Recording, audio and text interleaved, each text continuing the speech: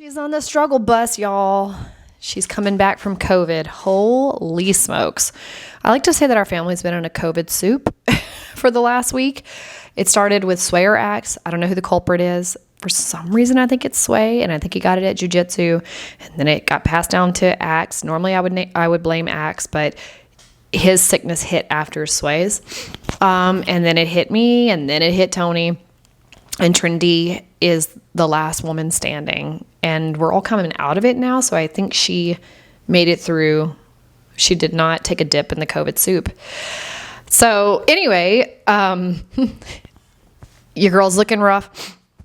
She's feeling rough. She's sounding rough. Feeling better though. Am getting energized again. It's just like this like sinusy pressure thing in the back of my sinuses, and it's disgusting. So anyway, how are you? What's new? How's your heart? New realizations that you're having in your life? Because I've been sick, I am having this moment. I feel like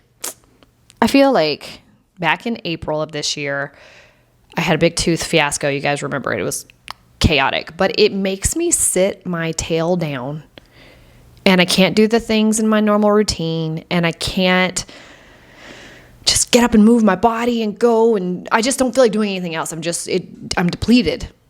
And that's what COVID did. It just depletes you, and it makes the world around you get quiet because you just can't give. You're literally pulling all of your energy back in so that you can survive. And I'm coming out of this now. It's Wednesday. I've been sick for like almost a week now. So I'm coming on the other end of it. And this morning, and just over the whole like past few months, I've been going through this thing where I had a big job change at work, and I crashed out when the job was offered to me, and I didn't want to do it. And I've been really pushing back on our leadership team. Like, do you guys have the right person? You need to make sure you have the right person. You are asking me to do things that I have never done before. And I keep pushing it back on to the CEO and COO and saying, like, you need to put the right person in place to effectively lead your company in this area. And I have a lot of thoughts and feelings around some of the restrictions and some of the reasons why I feel like I haven't been able to push everything forward. But it's been almost like a burning down of myself, because sometimes when there's a ton of discomfort and it creates resistance and it feels like this is not, like I'm not going to be able to solve this problem. It can feel like we need to escape. It can feel like I want somebody to come save me. I want somebody to do it for me. I don't doubt my own abilities to be successful and make things positively change. But I do feel like there was just like a lot of restrictions around me. But through numerous conversations about environment, people, things, it just left me back with myself. And this is why I say like a burning down. I know I'm kind of talking in a very cryptic way. It's because I'm talking about my work and I want to be sensitive to that. But I have always wanted to be a business owner. I've always wanted to run my own business. One thing that I've learned by working at the company I work at is that it feels like it is my own business. I get to run it like it's my own. I have autonomy and flexibility to set my schedule the way I want to in order for me to get to the outcomes that we need as a company. And for me, I don't work in these like rigid blocks of like, for 30 minutes, I'm going to do this. And for an hour, I'm going to do this. I need space. I need a lot of space and a lot of time to sit and to think and to research sometimes. And sometimes I need to go out and be social or be in meetings and just talk to a bunch of people about ideas and work and things that we want to accomplish. And then I can sit myself down and I know what to do next. And I can get done in like a day or two what it would take somebody else 3 or 4 weeks to get done. As a projector, if you're familiar with human design, that is how projectors work. It's how I work. And it has transformed my life knowing how my energy works. So all that to say, the place that I work, it has all this freedom and flexibility. And then, so I can have the sense of feeling like a business owner.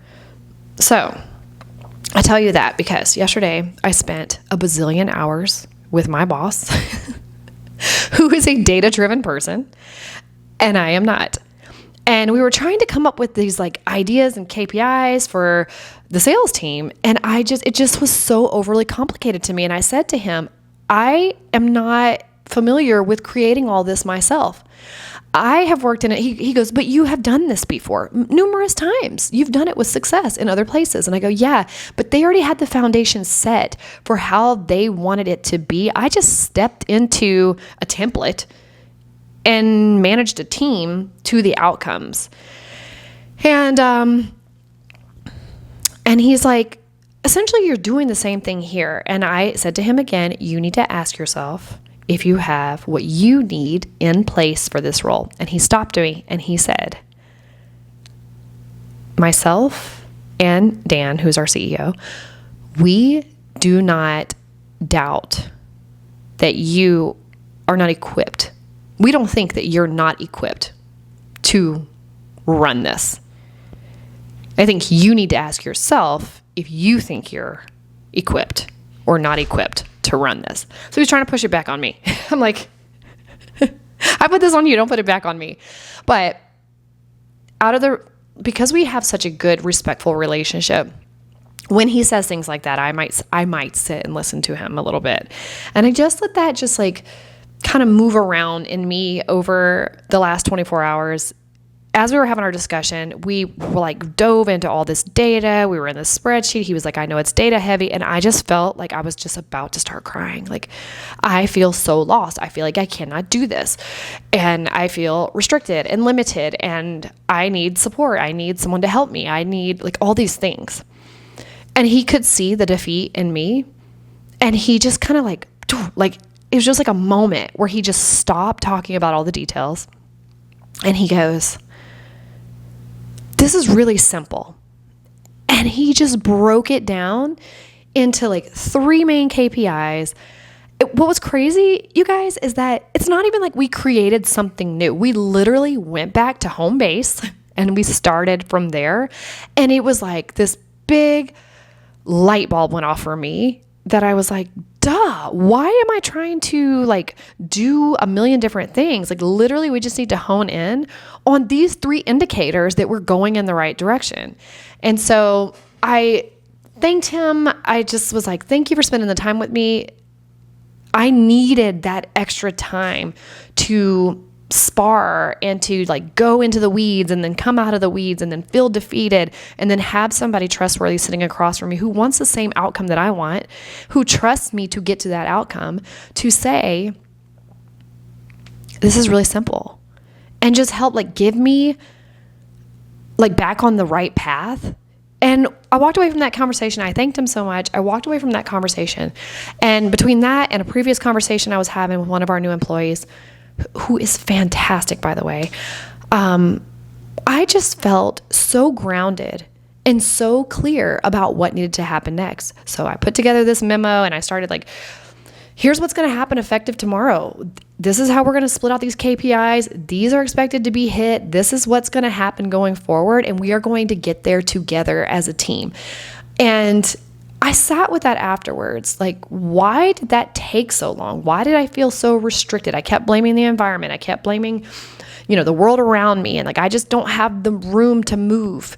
But now I have this like flat, like a stake in the sand. I can see exactly where we need to go. I have spent today just like working on data. I don't work in a lot of data, but what I can do is work myself back into data. So once I have like, here's where we're going, now I can go look at data and see how we're going to get there. Everything just feels so simplified. So this morning when I got up, obviously my health is becoming more and more restored. I got up and I am just thinking on the way to drop Axon off at daycare, why is this so clear now? Why was I so lost in the weeds? And it hit me that when I stepped into this role, essentially I adopted an employee that was not my person that I hired, who was brought in under, my philosophies or how I manage and how I do things. And the person was actually a peer with me at one point. And so that creates a little bit of a challenge. And essentially because I'm not going to put words in the person's mouth and say because they don't respect me or they don't believe in me. I don't really know what they feel. I just know that they're used to doing what they need to do. They get results for the most part. And for me to try to come in and put some structure in or change things was creating some resistance. And so it was making me back down because I didn't feel empowered or truly having the authority to shift things the way they needed to shift.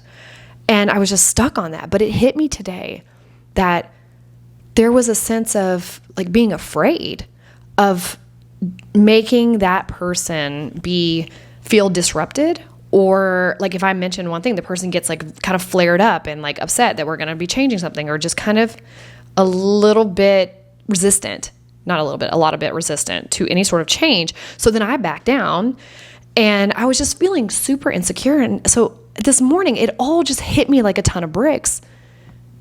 I want them to approve of me. I want them to be excited about the change that I'm making. I want them to make this easy for me. And that really threw me off because I thought, I like this person, but I don't really care if you like me or not. I'm here to do a job. I mean, I do care if you like me or not. That's a lie. You guys know me. I care. But it's not going to like ruin my life if you don't like me. I mean, in work especially, I would love if we just really like each other and have a good time. Doesn't mean we don't spar. Doesn't mean we don't bump heads. Doesn't mean we don't have constructive conflict. But it obviously is going to make things a lot more fun if we're able to laugh and have a good time together and we're on the same team moving things forward. So I explored that and I thought, well, did I think that if he's upset with me, he'll go tell CEO or COO and then I'll get in trouble? Nope, that doesn't sound realistic to me. That's some stuff that would happen in my former life where you're just trying to keep everybody happy at work, because if you rattle too many cages, then somebody might go tell on you and then you might get in trouble or lose your job. And I was like, that doesn't even feel real at all. There's nothing about that resonates with me. And it hit me that is like 35-year-old April trying to protect 40-year-old April. I have spent so many years growing and evolving and wanting more for my life and not wanting to live out of a place of an old version of me who is surviving and protecting. And when we moved to South Carolina in 2023, one thing that I realized is I came face to face with little April, like an 8-year-old version of April. And I realized all these areas where she was protecting me and dictating how I would respond, my behavior, my feelings, because she was simply trying to protect us. And when I realized that, it's like I was able to come face to face with her and say, hey, you, I see what you're doing there. You're really loud in this area, and I see why you're doing that. You're trying to get my attention. You want us to stay safe. You want us to stay protected. And I see you, and I thank you for that. But we don't need that anymore because we're adults. We're an adult now, and we're safe, and we have survived all those things, and we don't need to live in a state of fear and scarcity and feeling like something bad or negative is going to happen to us. Like, we are going to be okay. And I felt like this weight lifted off of me, and little 8-year-old April just pranced off into the woods to go climb a tree or whatever the heck she was doing. And she was happy 8-year-old kid, happy. But what I never thought about, because this version, especially in my adult life, in my 30s, 32 up to this point, was really a lot of expanded consciousness and wisdom and just things through life experiences and doing hard things and using my voice and learning to really step back into the power of speaking truth, that I never thought that the 30-year-old version of me or the 20-something-year-old version of me would still be trying to protect me.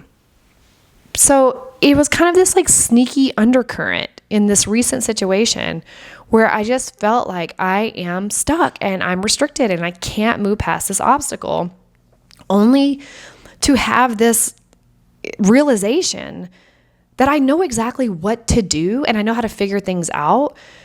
And when Ruben, my boss, shared with me You have to ask yourself if you think you're not equipped. Like it's you, it's what you're telling yourself. We put you in the role. We know you're capable. Where are you limiting yourself? That is how I interpreted what he said to me. And it was like a boomerang that just shot back into me, where I've been looking at the outside world saying, I can't move this thing forward because of this, and this. And he shot it back on me. Like, you have everything you need, and you are the one that can move these things forward if you believe you can. And if you believe you can't, then you won't be able to. And so that's when I realized, like, 35-year-old me sitting right beside me. And it's sneaky because she's older and wiser, and doesn't walk around in a fearful mode. But because of her experience and how she has been burned in the past due to stepping up or being loud, even though she was the version who was learning to step up and be loud and open her mouth up really, in a way that was bringing truth and releasing her from all that was bottled up and why erythrophobia started in her life. She was so much more developed, and yet she was the one sitting right beside me telling me to keep everything nice and calm and make sure you don't rattle anybody. Like, I don't care. I have been entrusted to run a department to get to results. This is an opportunity of a lifetime. And when I think about my own entrepreneurial spirit and what I shared with you about feeling like this is mine, and I think about companies I could start and what I could do and how I could scale them, I'm like, I literally get to do that right here while somebody else carries the risk, mostly, of the business itself. I'm literally sitting at the footsteps of my dream right in front of me. And I'm just letting it pass me by. I'm stuck. I'm scared. I'm insecure. And it's just something about realizing that nobody outside of me was making me feel that way.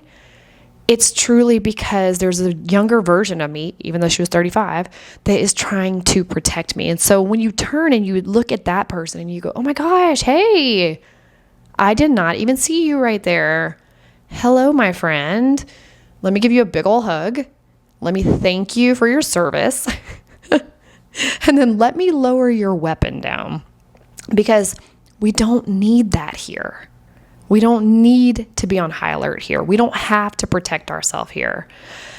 And it just seems like ideas are coming to me, and I'm sitting here today looking at data and going through a ton of data, and I'm understanding it, and I'm excited about what the next steps are. It's so wild. The duality of the blushing phoenix, the burning down into the ashes, the rising up into the phoenix, the burning down into the ashes, and then rising up into the phoenix, the duality of what we can experience in our lives. If we're on a path of growth and evolution, there will always be that burning down and rising up. So I come to you today from a more risen perspective, and realizing that I say this all the time, you are your own hindrance, you are your obstacle, and you are your liberation. And then right in front of my face, I'm hindering myself, and I'm liberating myself. And I hope that makes sense. I just wanted to share that because it's a realization that I'm having in real time today, and it is changing my energy. And two, I'm just not feeling as sick anymore, so that's changing my energy. But I also felt like this morning as I was driving and having these realizations, I felt like this calling from inside of me was like, it's time to become the next version.